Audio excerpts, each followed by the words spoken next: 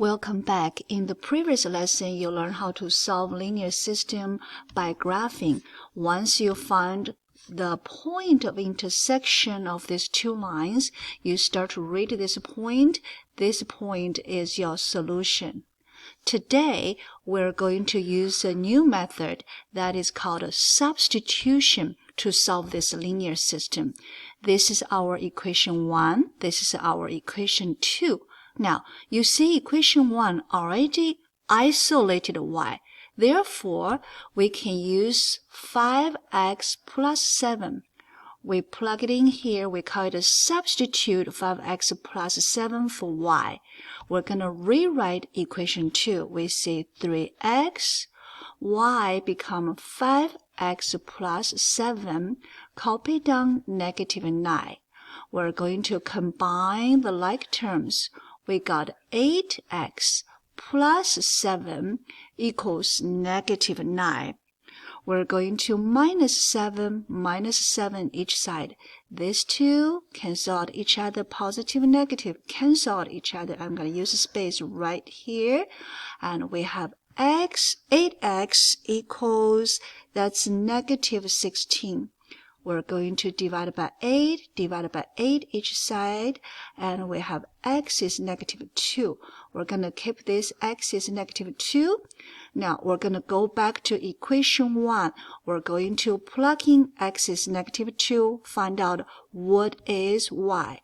All right, y is 5 times negative 2 plus 7. Y is negative 3. You can circle your answer. You can also say negative 2 and negative 3 is our solution for this question. All right, we need to practice a little bit more. Make sure you really get this. I'm going to give you a question. Why don't you pause this video? You're going to try this on your own. See if you can solve this linear system. The first one is y equals, let's do minus. Okay, y equals 2x minus 7. The second one says x plus 2y equals 1.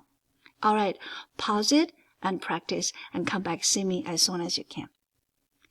Okay, 1 and 2.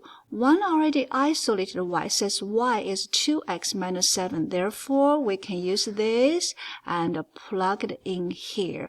Plug in, we mean substitute. Substitute 2x minus 7 for y. So x plus 2, I'm going to use this. You say 2x minus 7 and equals 1. So x plus 2 times 2x for x, 2 times negative 7, negative 14 equals 1.